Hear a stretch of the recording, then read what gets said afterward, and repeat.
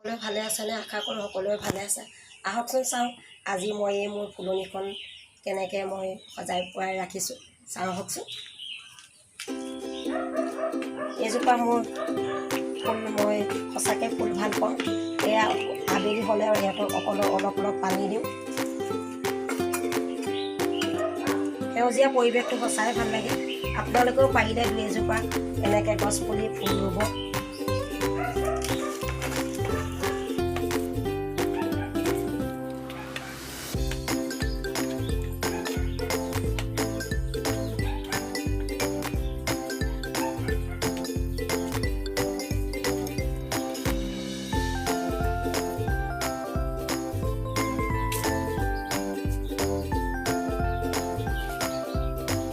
এইটো এল'ভেৰা সকলো ক্ষেত্ৰতে ভাল। চুলিৰ কাৰণেও এল'ভেৰাটো ভাল হয়, মানুহৰ স্কিনৰ কাৰণেও ভাল। মানুহৰ ঘৰত এল'ভেৰা এজোপা থাকিলে সকলোৰে বহুত সুবিধা হয়, ঔষধি গছো হয়।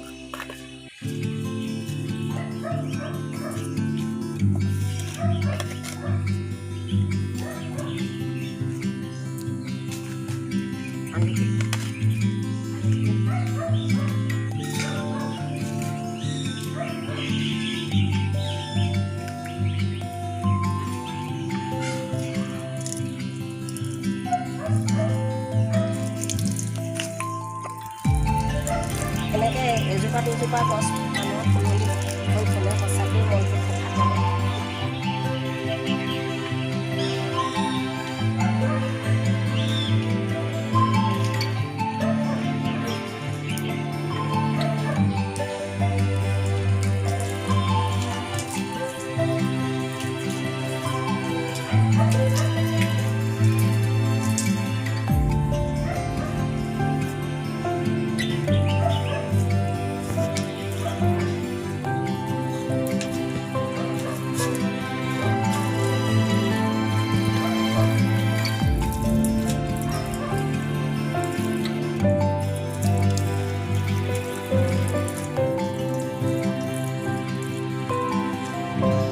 প্ৰাকৃতিক সৌন্দৰ্যটো সঁচাকৈ ভাল লাগে।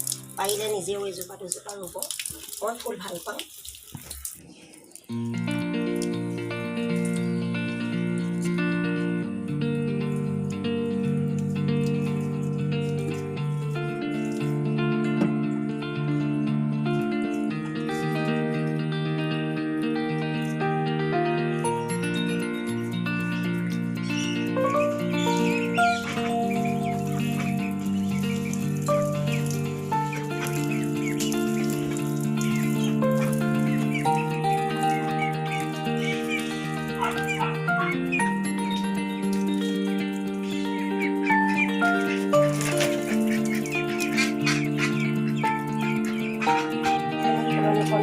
কেনেকুৱা লাগিলে, কেনেকুৱা পালে, ভাল পালে লাইক কৰিব, কমেণ্ট কৰিব, শ্বেয়াৰ কৰি জনাব। আজি মই বনাবলৈ লৈছোঁ মাছৰ কণী পকৰি বা বড়ি। মাছৰ কণী পকৰি বনাবলৈ আমাক কি কি সামগ্ৰী লাগে আহকচোন চাওঁ।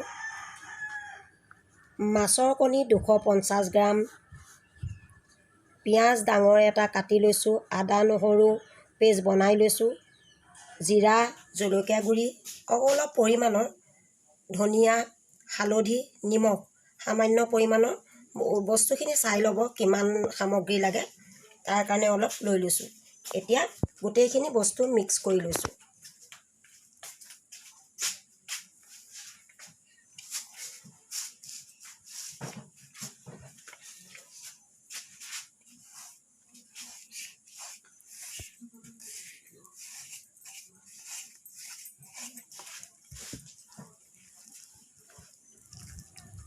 মিক্স কৰোঁতে আমি পানী ব্যৱহাৰ নকৰোঁ, কাৰণ নিজেই কোমল হৈ যায়।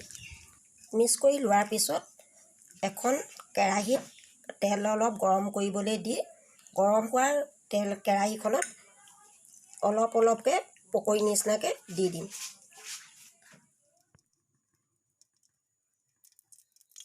এতিয়া মই কেৰাহী এখনত তেল গৰম হ'বলৈ দিম।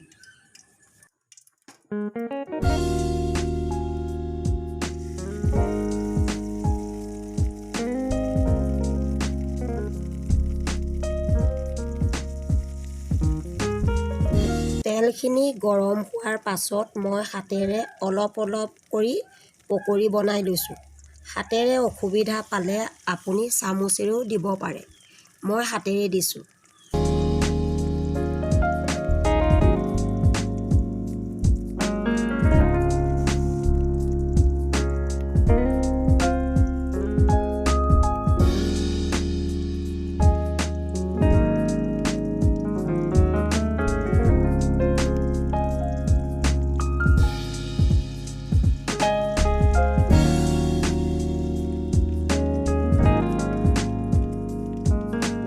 পকৰি যেতিয়ালৈকে দুইটা ছাইড গল্ডেন ব্ৰাউন হৈ নাযায় তেতিয়ালৈকে লৰাই দিব।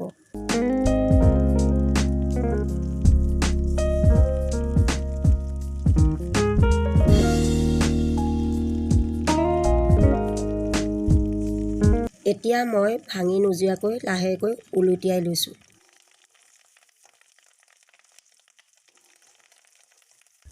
এই যে মাছৰ পকৰিত মই বহুত ভাল পাওঁ। ইয়াক বনাবলৈ সহজ হয় আৰু হেল্ডিও। আপোনালোকে এনেদৰে ঘৰত বনাই চাব, খাব, ভাল পাব, খুব টেষ্টিও হ'ব।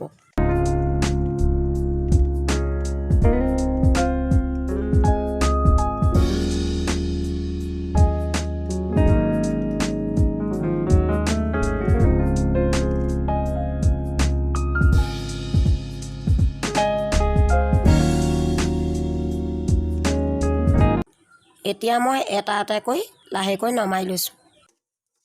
খোৱাৰ সময়ত টমেটো চচ আৰু চাটনি আদি দিও খাব পাৰে।